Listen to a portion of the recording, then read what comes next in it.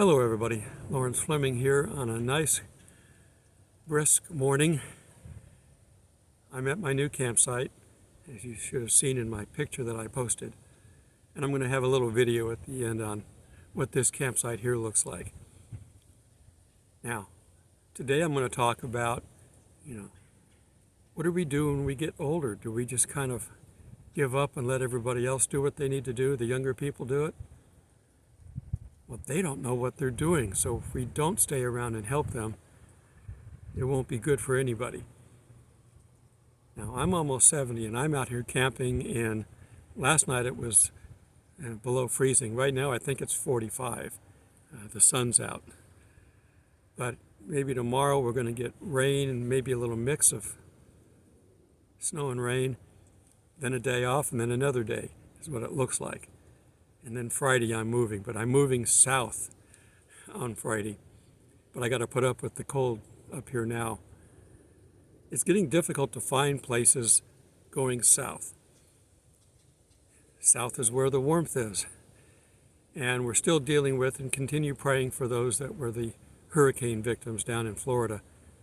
There aren't as many places for the northerners to find to tow their trailers or their RVs or whatever.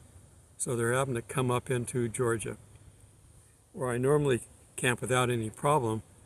At Stephen Foster on the border of Florida. I found the one last site remaining, and I don't care what it looks like.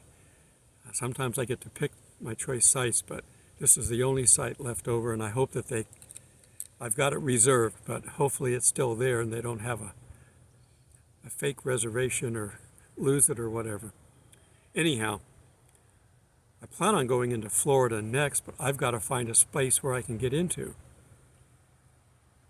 If I can get into Florida for the next couple of months, I'll be fine. My son's coming back, and he's going to be camping with me, but I'm going to have to come get him. I may have to stay in a motel room one night where we get his gear together and then take it with me down to wherever I'm going to camp at. And I might come back up for a little while if the weather kind of moderates a little bit. Okay, enough on me. So, how do you stay young and youthful? How do you find a purpose for your life at your old age? No, it's not a pill. It's not drinking or even good exercise, all of which can help mask your age. But it's all in the Spirit of God. When you get older, and anybody who's my age or older even, and even younger, can attest the fact that your mind does not feel old. It's your body that feels old. And depending on how much activity you've done in your life and how well you've maintained it, what's the old joke? If I known I was going to live this long, I'd have taken care of my body better. Well, I've always been very active. That's why this camping bit is not a problem for me. The temperature is a little hard, and I can predict the weather with my joints, like most people can at my age. But the Spirit is going to rejuvenate you. You don't need to ask for long life. God will give it to you if there's a purpose behind it. We're going to look at some people that have dealt with it. One of the earliest examples would be Abraham and Sarah.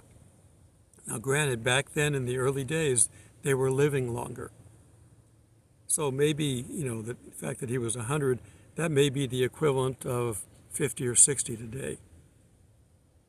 And the same with Sarah, who was a little bit younger, but close to the same age, and yet they had a child. God had promised them a child.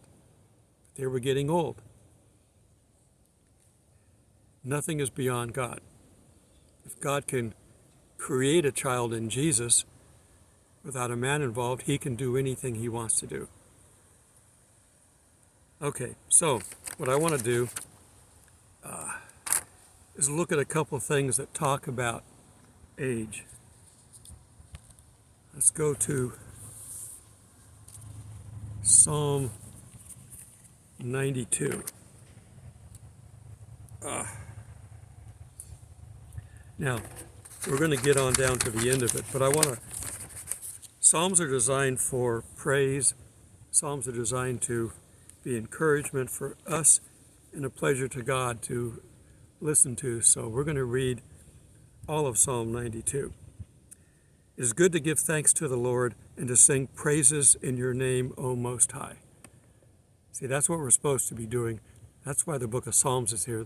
They're all songs meant to be sung or played on an instrument or both. To declare your loving kindness in the morning and your faithfulness every night on an instrument of 10 strings or on a lute and on the harp with harmonious sound. So he's already got the orchestra set up. For you, Lord, have made me glad through your work. So yes, we should all be happy in what God has been doing with us and for us. I will triumph in your works, in the works of your hands. O Lord, how great are your works. Your thoughts are very deep. A senseless man does not know, nor does a fool understand this. When the wicked spring up like grass, and when all the workers of iniquity flourish. It's like, why does the world seem to do so well? Well, who's the ruler of the world? Satan's the ruler. Is that they may be destroyed forever. But you, Lord, are on high forevermore. For behold your enemies, O Lord, for behold your enemies shall perish. All the workers of iniquity shall be scattered in time. Now this is in Psalms, so this is written a long time ago. So they've had a lot of people dealing with iniquities. But my horn you have exalted like a wild ox. I have been anointed with fresh oil. My eye also has seen my desire on my enemies. My ears hear my desire on the wicked who rise up against me. God's going to deal with them all. We're going to be dealing with enemies of God coming up if they're not already right now. It's getting worse out there. It's worse around the world. Here in the United States, we're relatively immune to it. But that's going to change shortly. The righteous shall flourish like a palm tree, and you shall grow like a cedar in Lebanon. Those who are planted in the house of the Lord shall flourish in the courts of God. They shall still bear fruit in old age. And that's the key verse. Age does not shut down your need and your ability to work with God and others. They shall be fresh and flourishing, to declare that the Lord is upright. He is my rock, and there is no unrighteousness in him. So that's a complete psalm that tells you we've got plenty to do, and it doesn't matter what your age. All right. I'm going to switch now to Matthew as we jump around here a bit. So that it's not all Old Testament. And we're Matthew 18. And let's see if I want to read all of this or not. 18:1. At that time the disciples came to Jesus saying, "Who then is the greatest in the kingdom of heaven?" Well, they're expecting Jesus to come back and rule as king, so they're trying to vie for who's going to have that position. They don't know, he's still a ways away. But still, they could argue the point. Then Jesus called a little child to him, and he set him in the midst of them, and said, "Assuredly I say to you, unless you are converted and become as little children, you will by no means enter the kingdom of heaven." So once we accept Christ, once we become Christians, the spirit in us should be the spirit of a child. Therefore, whoever humbles himself as this little child is the greatest in the kingdom of heaven. And whoever receives one little child like this in my name receives me. So we're to be thinking about being children, playing, being happy, not worrying about the future. Do you see a child, in most cases, worried about the future? Now, they can be in extreme poverty, but even then, they don't know they're in poverty if they know nothing else but that. We're to be like children to God. And as I've said, when it comes to eternity, 100 years is a drop in the bucket. We're still children, no matter how old we get on this earth. All right, let's turn over to 1 John. 1 John, not John. Did I mark it? There we go. Okay, 1 John 3:1. Behold, what manner of love the Father has bestowed on us, that we should be called children of God. Therefore the world does not know us, because it has not known him. Beloved, now we are children of God, and it is not yet revealed what we shall be. But we know that when he is revealed, when we see Jesus, we shall be like him. He's a spiritual being. This is not his home. He lived down here for a little while, just like we did. Now, he didn't live as long as we have, but we don't have to go through what he did. And what he did was a generous, more than generous gift of a loving God to reunite us. So we have the Spirit in us that Jesus did, and we can live the life that Jesus did. We shall be like him, for we shall see him as he is. And everyone who has this hope in him purifies himself, just as he is pure. So, the Spirit of Jesus. Now, I don't know how Jesus grew up. We don't have a lot of accounts on that. But I'm sure he played as a kid. He wasn't, to the point of being sinful, but I'm sure he played. How do kids play back then? Kids today, that don't even have the right things to play with. You can go out in the street with a piece of a stick, and you can make a ball out of clay, or take a rock and wrap it up in tape, whatever it takes, and they would play in the street. You put a kid down on the floor and you give him a brand new toy, and you give him a pot and a spoon, and you pick the pot up and start banging on it with the spoon and let the toy sit there. Look at them. We buy stuff because we would think we would have fun with it. But from a kid's point of view, they have no idea. Making noise is something that they like to do. So that's out of 1 John. And finally, I want to turn to 1 Kings. This is back before Psalms, when the people thought they wanted kings.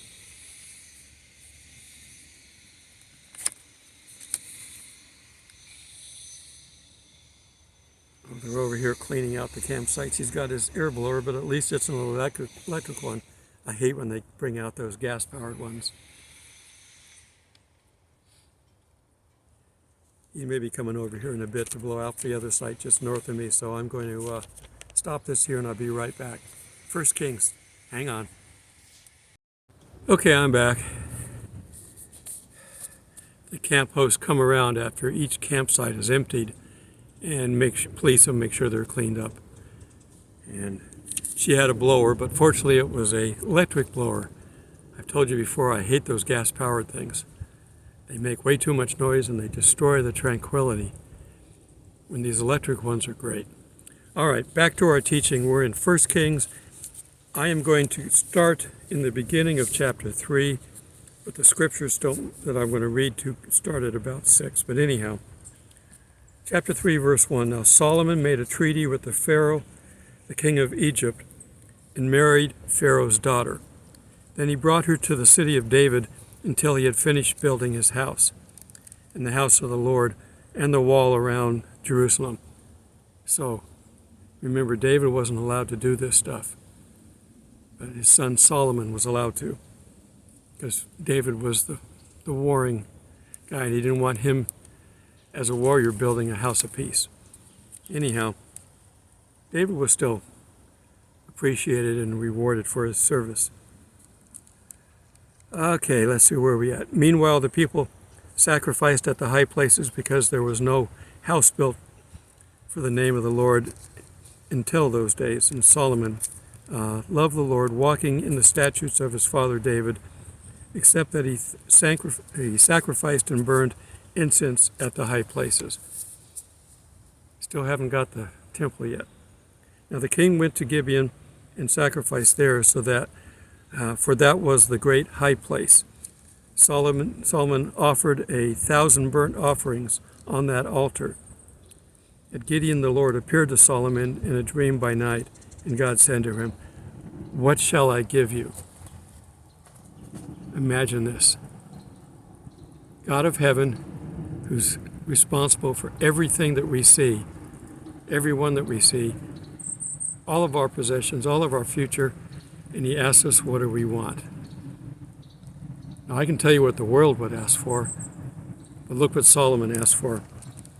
And Solomon said, "You have shown great mercy to your servant David,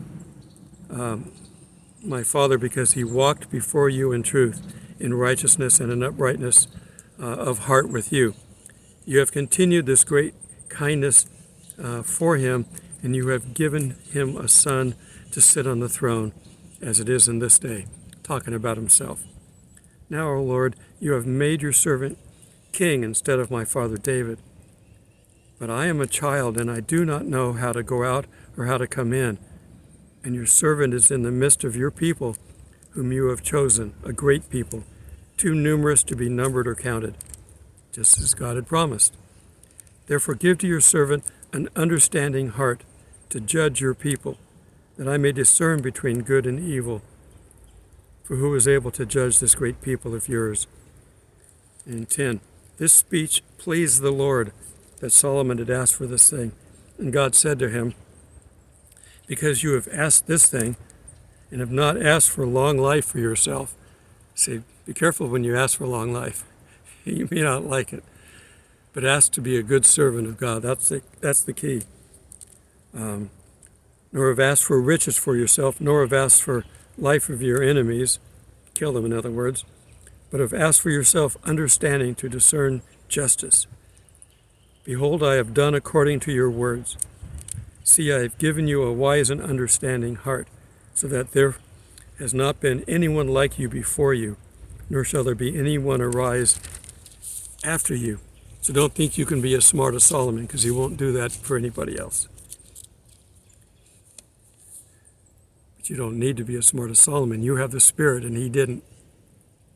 See that? There's a trick there. "And I've also given you what you have not asked for, both riches and honor, so that there shall not be anyone like you among the kings of all your days. So if you walk in my ways, keep my statutes and my commandments, as your father David walked, then I will also lengthen your days." So don't ask for it. God will give it to you if you're deserving. And in the next chapter, in 16, we have the story of the dividing the baby, where the two mothers, one baby died and the other one took the living one to replace her dead one. Sad story. But she wasn't going to give him up, and Solomon said, "Fine, cut the baby in half." And the mother that said, "Go ahead, cut him in half. Give me half and give her half." And the other one said, No, let her have it." The first one that said, "Let her have it," Solomon knew she was the real mother, because she didn't want to hurt her baby. Wisdom. Such good wisdom that it traveled ahead of Solomon in the lands. They all knew about it. And now we do. Okay, so what do we do in these times? There are young people out there now that need to know how to go about their lives. I have a young son that's trying to learn how to deal with life.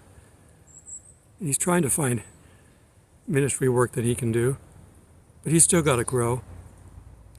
If I think back to me at that age, I didn't know which end was up either. As Solomon said, I didn't know how to go in or come out. You don't get these smarts overnight. You have to learn them sometimes by doing the wrong things and realizing that that was the wrong thing after the fact. It's better off if we learn ahead of times. But we're stubborn. We see the Jewish people are stubborn. Well, all people are to a degree. Be open to God. Be open to whatever He wants you to do. Anything He wants you to do, be willing to do it. And tell Him that. Tell Him, I don't care if I have to suffer for your sake. I willingly will do that. Whatever you want, if it's for His good, He will give you. There isn't anything on this earth that God doesn't already own. Even the house of the rich guy up on the hill that doesn't like people, God owns it. He's letting him stay there to see if it will tempt us. We shall not covet thy neighbor's whatever. Let him have that house. He's also got the nightmares and the dreams and the worrying about losing it. We don't have to worry about losing anything. Everything we've got is what God wants us to have, and anything that we need coming up, He will provide. I'm in a tent and I'm happy as a clam. Now, if He wants to give me a Class A RV and all expenses paid, I'd have to think about it. Tell you the truth, I really don't know. Because I've never had one, so I don't know. I'd prefer a smaller one if I was going to get an RV, a Class B. Now, the only advantage, frankly, to me of an RV is that I can weather some weather better. But I've been in this tent many times, and I've only had, a cup and a half maybe of water in the entire time that I've had it, mostly through the doors as I forget to close them, zip them all the way closed. It's my own fault, so I learned from it, so it hasn't happened again. I've got my zipper fully closed on my door. I've been having problems with it. I still was having problems, but I couldn't get to it. I finally got it all the way off and took the little metal part all the way off and squeezed the sides of it in my little utility tool that I've got. Everybody needs a multi-tool. I have scissors in that. I can saw with it, pliers, knife. I can cut wire with it. It's got everything built into it, and I can put it on my belt if I'm out walking around. If you're going to be out here, you need a utility tool. Now, you can bring a toolbox, a small one, if you got room for it. Things do break. And if you know how to fix things, that's helpful to have it. But sometimes you just have to take it to somebody that has the big toolbox. I had one, but I gave it away to someone that can use it. And it's fully stocked. I'm not worried about it. God said to give it away, so I did. That means He's going to take care of things that break. See, that's how we work with Him. If He has you give away something that you might need, that means you're not going to need it. Or if you do need it, He's going to bring somebody into your path that has what you've got, and you don't have to pack it around. God knows every bit of timing from beginning to end. That's why He's the Alpha and the Omega. You can't outthink Him. You can't outplan Him. You can't sit back and go, well, gee, if I do this, then this will happen, and then I can make this happen, and then this will happen. Your little chessboard as you try to plan out your moves. Well, God knows that game from beginning to end. There's no way you're going to beat Him. There's no way you're going to show Him up. Just let Him be responsible for the pieces. He'll tell you which one to move, and you move it. He goes, well, I'm putting myself in check. Well, if it's not a permanent check, don't worry about it. It might be a strategy to lure the enemy into your territory. Let God, who knows how to do all this, play every game, but live every life. And live it abundantly. Trust in Jesus. And if you're not a Christian, there's so much you're missing. Yeah, you might be winning in the world down here, but you have an eternity ahead of you. The question is, where are you going to spend it? We're all going to physically die down here at some point. So no matter how much you own, you can't take it with you, no matter which way you're going. You're either going to heaven or hell. I recommend heaven. If you don't know Jesus, you can invite him into your heart. That's what it takes. Give up your life, give it to him, and accept his free gift. You can't work your way to heaven. Take the free gift. It will get you to heaven. He died on a cross as a sacrifice. The Jews know all about sacrifices. They still think that they have to sacrifice. That's why they're going to build another temple. That's all right. It'll unite them so the 144,000 have a united front to come up against. And the two witnesses will show some of the power of God. And the Antichrist will show some of the power of Satan. It's going to get exciting and dangerous. That's why we're out of here early. Those of us that believe now. So believe now so you can get out early. Otherwise, you're going to have to deal with some of the tribulation, and it's not nice. But it's God's attempt to reach man.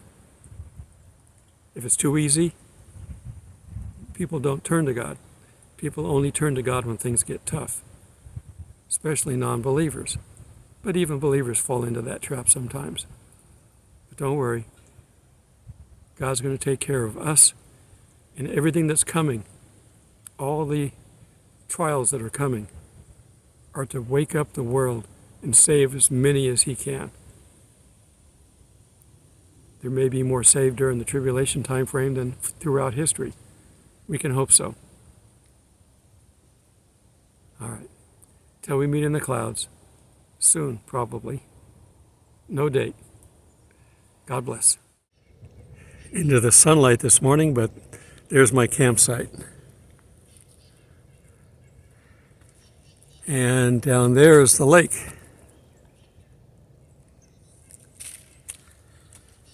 This is a fairly small campsite area. There's only 5 tent campsites and, I don't know, 8 or 9 yurts, whatever these total up to, I don't know.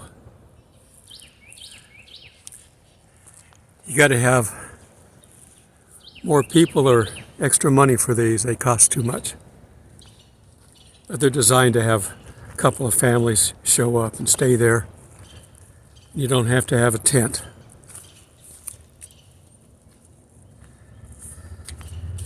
I've been here before, and you can hear the highway. There's a road over there going out. That's in the park.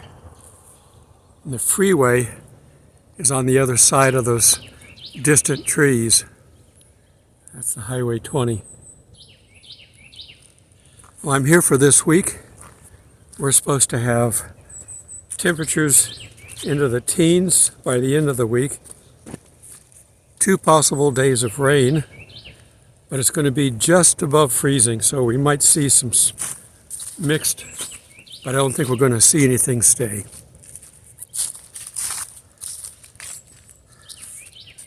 Okay, well, I'm finishing this up here, and then I'm going to get into my study and talk.